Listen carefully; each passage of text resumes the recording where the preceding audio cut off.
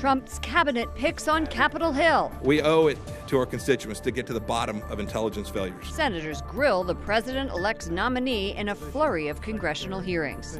NATO is vital to our national interest. We have team coverage.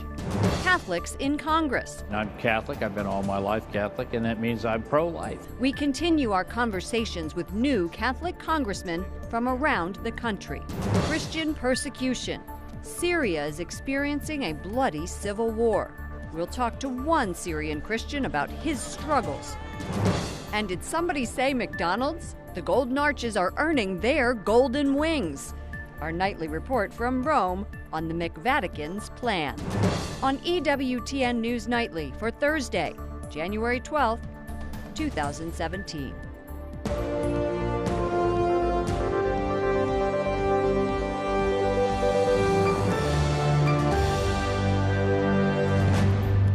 Good evening from Washington, D.C., and thank you to those of you joining us from around the world for news from a Catholic perspective.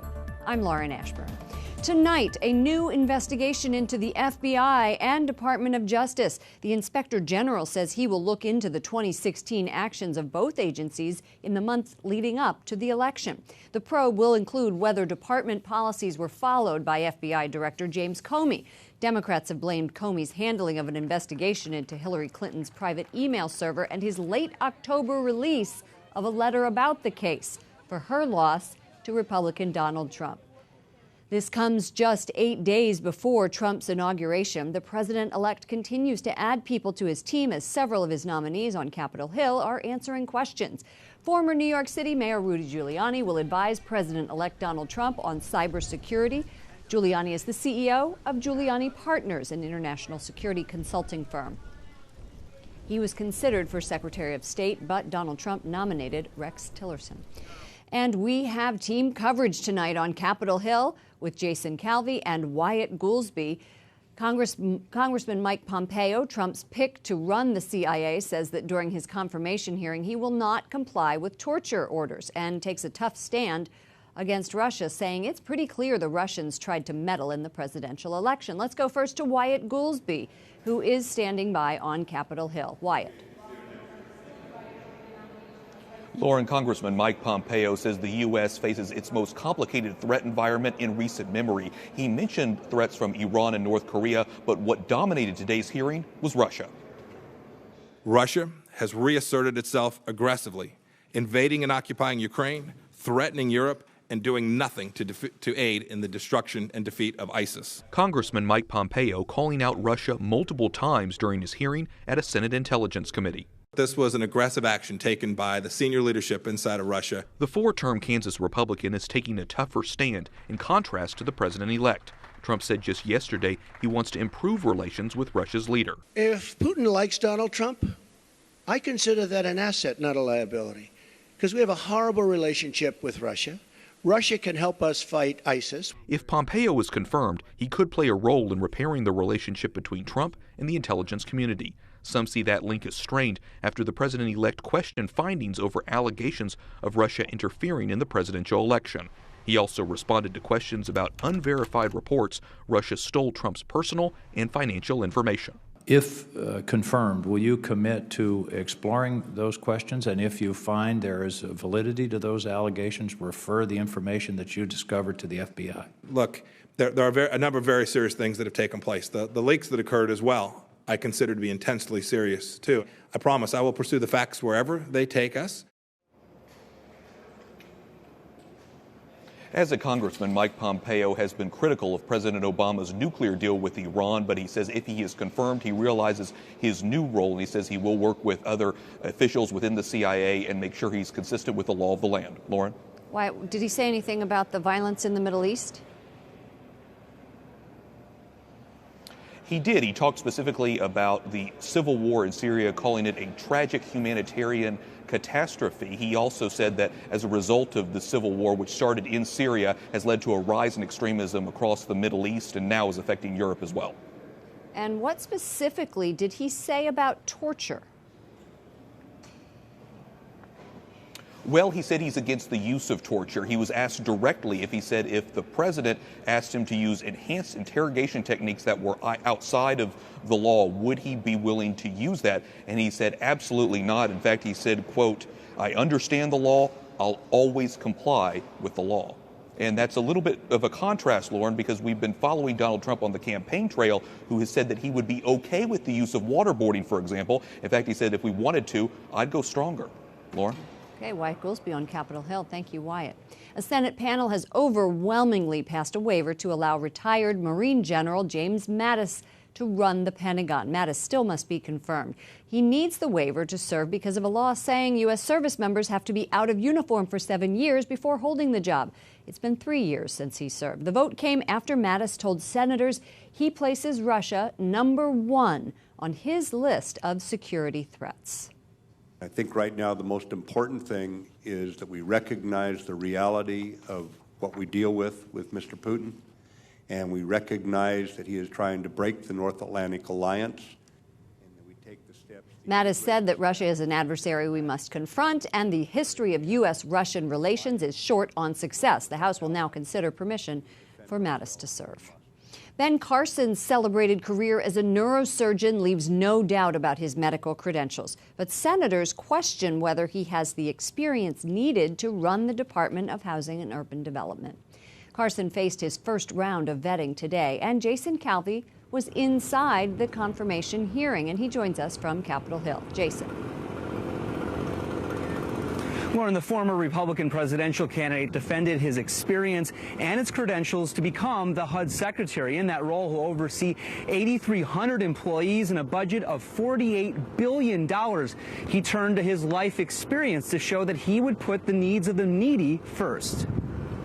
At his Senate confirmation hearing, the famous neurosurgeon talked about growing up poor in Detroit with a single mother. So I have actually, in my life, understood what housing insecurity was. Carson was joined by his wife of 41 years, Candy, and his children and grandchildren. Democratic senators questioned his experience. He shot down the idea he's not qualified. There's an assumption that you can only do one thing, and that we have these very limited brains, and they're incapable of learning anything else. Carson, who's a pro-life Christian, outlined a more holistic approach to helping people and developing the whole person. What we need to do is exercise true compassion. True compassion is not keeping people in a situation where we can feel good about what we're doing. True compassion is putting them in a situation where they can feel good about where they're going. But soon the focus turned to tough questions about the president-elect. Can you assure me that not a single taxpayer dollar that you give out will financially benefit the president-elect or his family? I can assure you that the things that I do are driven by a sense of morals and values. Some Republican senators hope that strong moral compass will lead to change at HUD. He benefited from the goodwill of so many people. Now he's in a position to honor Matthew 25, the whole notion of helping the vulnerable categories of folks. What is your hope for Dr. Carson in the role of HUD Secretary? That he'll reform it, as I know he will. That was Jason Calvi reporting. Now, the House is expected to vote tomorrow on a measure that's considered one of the first steps toward dismantling Obamacare. It comes after a late-night vote-a-rama session in the Senate. This is not the bill that repeals Obamacare. This is the bill that sets up the process that will repeal Obamacare. With a 51-48 vote, the Senate passed a budget resolution. It included a measure aimed at wiping President Obama's Affordable Care Act off the books. In a contentious debate, Democrats voiced stern objections to passing the motion. Up to 30 million Americans will lose their health care, with many thousands dying as a result, because you have no health insurance and you can't go to a doctor or a hospital, you die. But Republicans touted it as clearing the way for quick reform. The Obamacare bridge is collapsing, and we're sending in a rescue team. The president-elect has said he is confident that the replacement for Obamacare will be better. although Trump has not released specifics. Obama's Affordable Care Act included a mandate for employers to cover the costs of contraception, sterilization, and drugs that cause abortion. Special rules in the measure will allow the repeal vote to take place with a simple majority in the Senate. That means the GOP can push through legislation without help from Democrats. Well, here at EWTN News Nightly, we are profiling recently elected Catholic congressmen. And up next, Florida Representative Neil Dunn. Congressman Dunn, welcome to EWTN News Nightly. Thank you very much. It's great to be with you. In the wee hours of the morning, Congress took the first step toward repealing Obamacare, and the hope is that defunding Planned Parenthood will be part of that process. Looking forward, what else does Congress need to do to support life? Well, let me say that we have been assured that the defunding of Planned Parenthood will be a part of that process. It's near and dear to the hearts of the entire caucus, and so we will be certain that that's in there. There's a lot of work to be done to repeal that and replace it, but we are ready for that. We have a plan for that. It's going to be a smooth transition. There will not be any gaps in coverage. Nobody's going to lose their coverage or their care, whether they are just paying for coverage or in the middle of cancer treatments. Everybody's going to have a smooth transition. You are a physician and a military veteran and now a new member of the Veterans Affairs Committee. Donald Trump has nominated David Shulkin, a current Veterans Administration official, to be secretary. What needs to happen to fix the VA? The Veterans Administration, I have dealt with it. I have actually served in it as a military physician. We took care of an awful lot of those patients, still took care of a lot of those patients in private practice. But that's a system that really needs to be fixed. I think the first thing we do is we provide the veterans with more choices for their care. And what does that mean? Well, so they don't have to go to a Veterans Administration hospital or clinic to get their care. If they could get their primary care where they live, as opposed to 90 or more miles away someplace, which often happens now, then that just has to provide better care, more continuity of care too. If they see the same doctor, the same clinic, people who understand and develop a relationship with the patient. How would that work? The money from the Veterans Administration must follow the veteran. So if he gets treated locally by a physician, then that money follows him. If he chooses to go to the Veterans Hospital, fine, it goes to the Veterans Hospital. Let's let the veterans guide us on the pathway to what's the best source of care for them. And before we let you go, as we are asking all of our new Catholic congressmen, how will your faith define your service? Well, so I'm Catholic. I've been all my life Catholic, and that means I'm pro-life. And I'm pro-life all my life, too, not just for the campaign. And I think that is a definition. You know, we've seen a real effort to secularize government, secularize our laws. But when we look back historically at the Constitution and how our government was founded, I think you'll see that there was a great deal of faith in the divine providence that oversaw the birth of America. And I think that's an integral part of our heritage. Representative Neil Dunn, thank you so much for joining us, a Republican from Florida. Thanks so very much. I look forward to seeing you.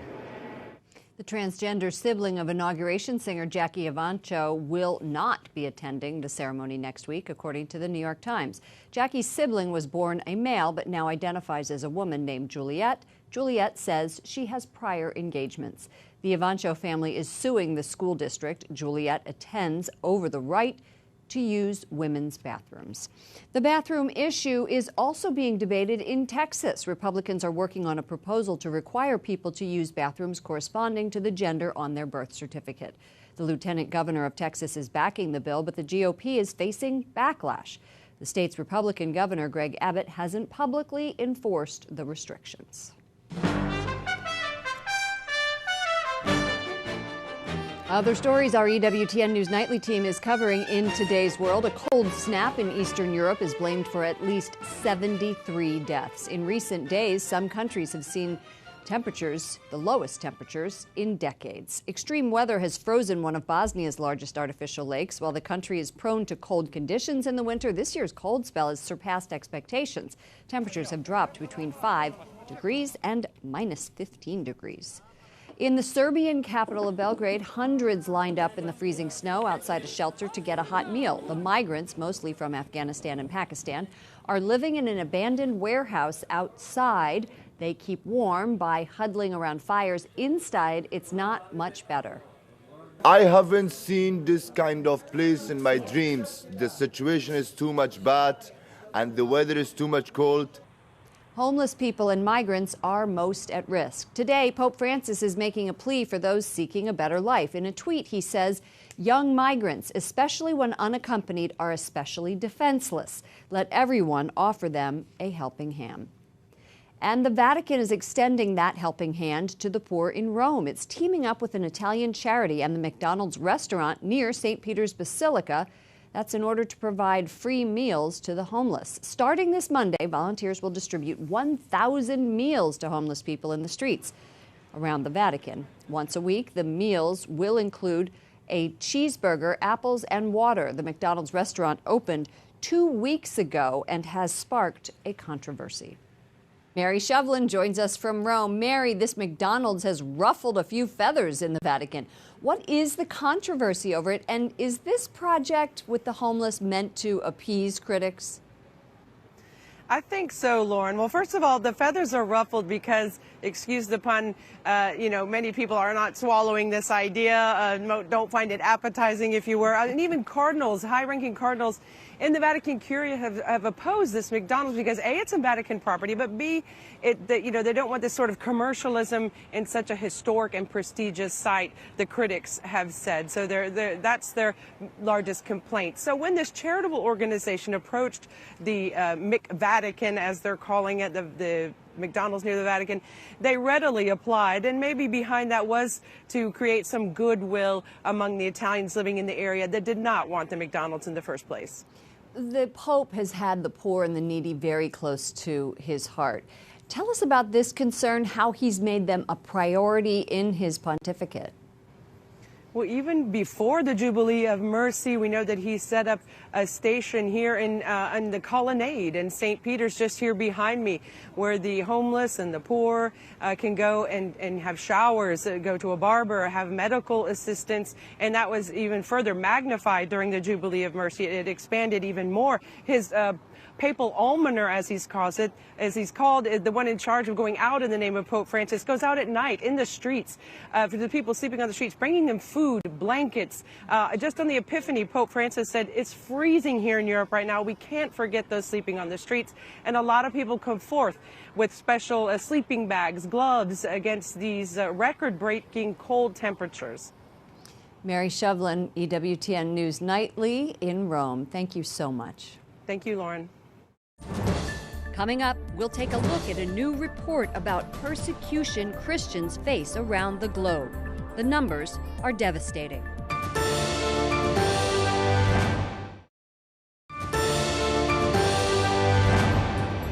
For the third year in a row, the persecution of Christians worldwide has hit a record high. According to a new report by the advocacy group Open Doors, 1 in 12 Christians around the world experiences persecution for their faith.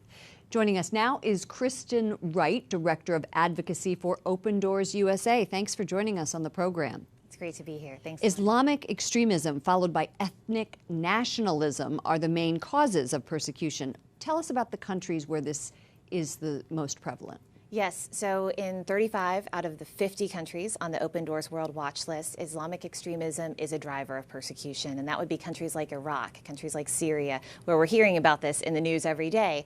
But those groups aren't just ISIS, it's also groups like Al-Shabaab in Somalia, but then beyond that, in Nigeria, Boko Haram and other groups are targeting Christians as well. What can we do to reverse this trend? I mean, the number of persecuted Christians continues to rise. That's right. In fact, Open Doors found that in 2016, it was actually the worst year in the modern age.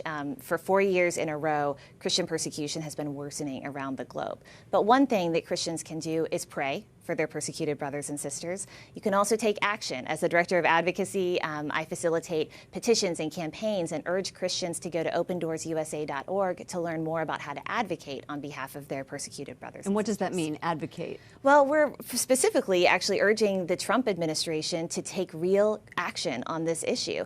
And with persecution worsening now more than ever, it's crucial for the administration to be vocal on this issue and to pick good people for the State Department to work on it.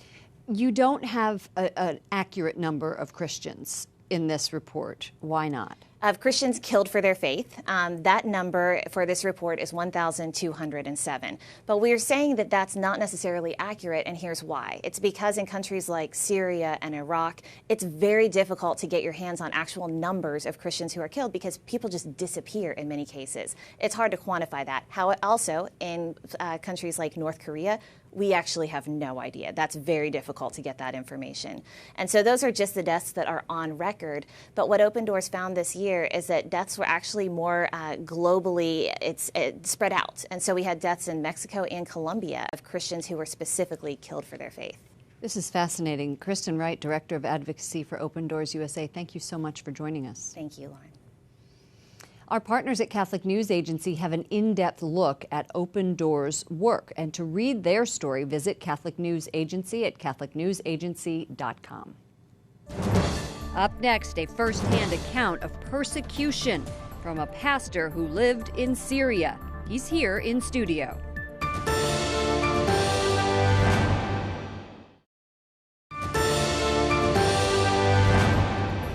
Tonight, we continue to shine a spotlight on the persecution of Christians. We are very fortunate to have Pastor Edward. He is a president of a church in Damascus, Syria, celebrates his faith, and despite violence and radical extremism. Thank you so much and welcome to the program. Thank you for having me. I want to give our viewers a lens into your life and what happens in your life. Tell us, your house has been bombed, it's above the church, but tell us about this 18-year-old man that you know and what happened to him because of his faith. It's a very sad story, but at the same time, we thank the Lord for a powerful Christian and good, faithful Christian. When Jabhat al-Nusra, Islamic radicals, came and took over this suburb of Damascus. Which is where you live? We're close to where we live, yeah, it's close to where we live. They were threatening all Christians, and it was very well known, this is their history. They come in and kill at least the men, the Christian men that are in the community. And from what I understand, he was given a chance to actually be saved. His Muslim neighbor wanted to save him. She wanted to disguise him and bring him into her family and show that he's one of her relatives. But he did not accept that. He told his mother, "Mom, Jesus said, if you deny me before men, I will deny you before my Father in heaven. My name is George, I am Christian, and I want to live as George. I don't want to change my name, and I want to die as George, as a Christian." And he did. And he did. And he told his mother, "You don't need to cry, Mom. You know that we all are visitors over here, and I'll just go ahead of you, and we will meet in heaven."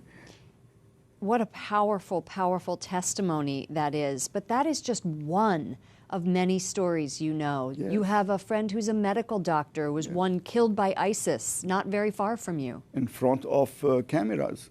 He's a medical doctor, and he decided to stay at his community just to help people, to afford for their medical needs. But they came, ISIS, and took over the whole village, and they detained him for 4 months, and then they killed him along 2 others at the same time. Why do you stay? Well, first, the danger where we live is not as imminent as... Still. Yeah. We stay, this question never came to our mind. We think that this is our country, our people, and we have a mission to do. We are called by God to serve our people. So this is the normal and natural way to do it. And the other way around, we feel we are privileged to be there at such a time. It's a very important, pivotal time in the history of the church in my country. And I'm so glad to be part of what God is doing there. And we are so blessed to have you here on our show. Thank you so Thank much you. for all that you do. Thank you for the time. Thank you. That does it for us this evening. For all of us here at EWTN News Nightly, to all of you around the world, I'm Lauren Ashburn. We'll see you next time.